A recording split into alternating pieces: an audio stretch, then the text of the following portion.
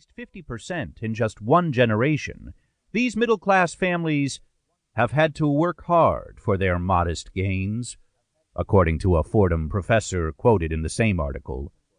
Were they expecting manna from heaven?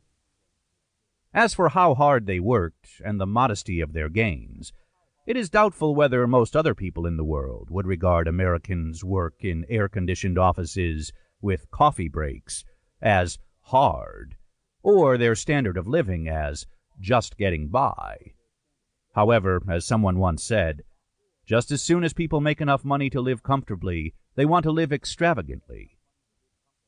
Even millionaires can have a hard time making ends meet if they try to live like billionaires.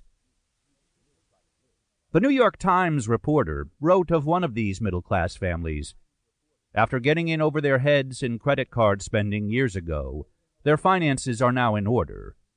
But if we make a wrong move, Geraldine Fraser said, the pressure we had from the bills will come back, and that is painful. To all these people, from academia and journalism, as well as the middle-class people themselves, it apparently seemed strange somehow that there should be such a thing as scarcity, and that this should imply a need for both productive efforts on their part and personal responsibility in spending. Yet, nothing has been more pervasive in the history of the human race than scarcity and all the requirements for economizing that go with scarcity. Not only scarcity, but also alternative uses are at the heart of economics. If each resource had only one use, economics would be much simpler, but water can be used to produce ice or steam by itself, or innumerable mixtures and compounds in combination with other things. A virtually limitless number of products can also be produced from wood or from petroleum, iron ore, etc. How much of each resource should be allocated to each of its many uses? Every economy has to answer that question, and each one does, in one way or another, efficiently or inefficiently. Doing so efficiently is what economics is all about. Whether the people in a given economy will be prosperous or poverty-stricken depends in large part on how well their resources are allocated.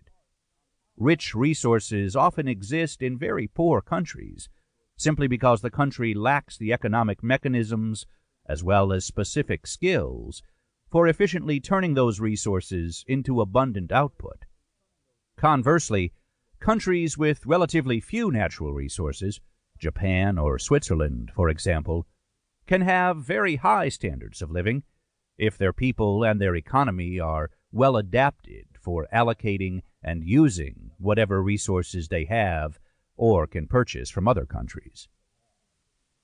Economics is not about the financial fate of individuals.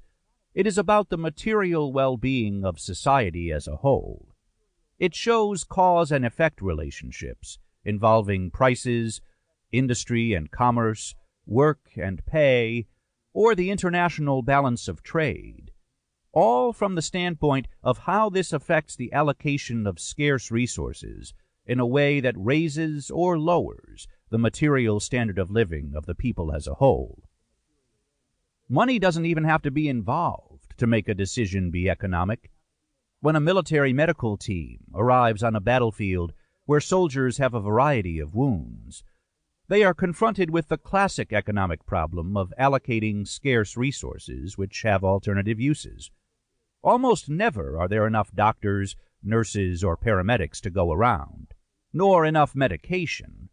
Some of the wounded are near death and have little chance of being saved, while others have a fighting chance if they get immediate care, and still others are only slightly wounded and will probably recover whether they get immediate medical care or not.